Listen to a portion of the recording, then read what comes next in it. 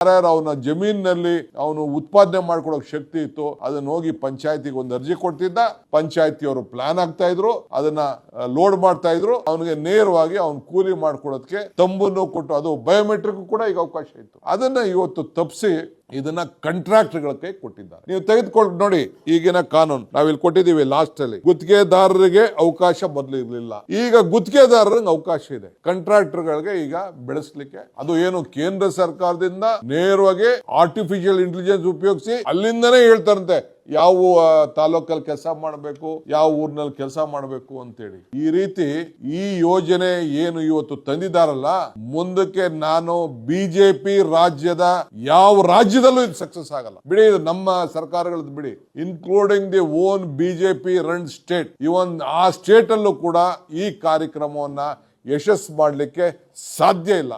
ನಾನು ಹೇಳ್ತಾ ಇದ್ದೀನಿ, any central minister Y has not welcomed it? ಇಲ್ಲ ನಾವು ನರೇಗಾ ತೆಗೆದಿದ್ದು, ನಾವು ಒಳ್ಳೆ ಕೆಲಸ ಮಾಡಿದ್ದೀವಿ, ನರೇಗಾ ಕಿತ್ತಾಕಿದ್ದು ಅಂತ ಯಾಕೆ ಮಾತಾಡ್ತಾ ಇಲ್ಲ?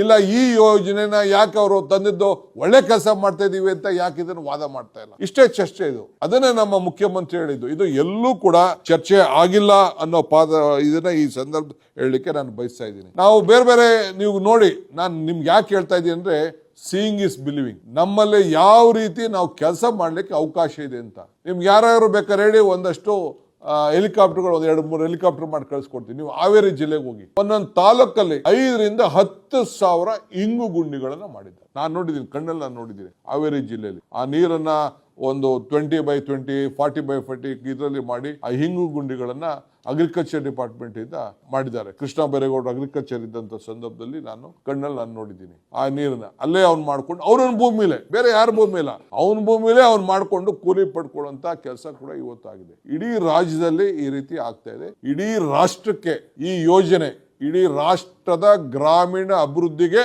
ಒಂದು ದೊಡ್ಡ ಮಾರಕ ಇದು. ಇದರಂತ ಮಾರಕವಾದಂತ ಬಿಲ್ಲು ಗ್ರಾಮೀಣ ಪ್ರದೇಶದ ಬದುಕಿಗೆ. ಈಗ ರಾಜೀವ್ ಗಾಂಧಿ ಅವರು 73rd 74th ಅಮೆಂಡ್ಮೆಂಟ್ ಮಾಡ್ಬೇಕಾರೆ ಇಲ್ಲಿಗೆ ಬಂದಿರಲಿಲ್ವ ಅವರು? ನಮ್ಮ ರಾಮಕೃಷ್ಣ ಹೆಗಡೆ ಅವರು ಇಲ್ಲಿ ಚೀಫ್ ಮಿನಿಸ್ಟರ್, ಇಲ್ಲಿಗೆ ಬಂದು SK ಡೇ ಅವ್ರು ಬಂದು, ನಾವೇ ಇಲ್ಲಿ ಬಂದು ಕಾನ್ಫರೆನ್ಸ್ ಮಾಡಿಲ್ವಾ? ಈ ಆಕ್ಟ್ ತರ್ತಾ ಇದೀವಿ, ಇದಕ್ಕೆ ಏನಾಗಬೇಕು, ಪಂಚಾಯತ್ ರಾಜ್ಗೆ ಶಕ್ತಿ ಕೊಡಬೇಕು, ಪಂಚಾಯತ್ಗೆ ಏನ್ ಕೊಡಬೇಕು ಅಂತ ಮಾಡಿ ತೀರ್ಮಾನ ಮಾಡಿದ್ರು. ಸೋನಿಯಾ ಗಾಂಧಿ ಅವರು ಅವ್ರ ಲೀಡರ್ಶಿಪ್ ಅಲ್ಲಿ, ಇದೇ ಮನಮೋಹನ್ ಸಿಂಗ್ ಅವರ ಫೈನಾನ್ಸ್ ಮಿನಿಸ್ಟರ್ ಇದ್ದಂತ ಸಂದರ್ಭದಲ್ಲಿ ಬೇಲೂರು ಡಿಕ್ಲರೇಷನ್ ಮಾಡಿದ್ರು. ಬೇಲೂರು ಡಿಕ್ಲರೇಷನ್ ಏನ್ ಮಾಡಿದ್ರು? 25 ಇಲಾಖೆಗಳಲ್ಲಿ ಪಂಚಾಯತಿಗಳಿಗೆ ಶಕ್ತಿ ತುಂಬುವಂತ ಕೆಲಸ ಮಾಡಿದ್ರು. ಆ ಶಕ್ತಿ ತುಂಬುವಂತ ಕೆಲಸದಲ್ಲಿ ಈ ನರೇಗಾ ಬಂದಿದ್ದು. ಎಲ್ಲ ಇಲಾಖೆಗೆ ಸಂಬಂಧಪಟ್ಟ ಎಲ್ಲ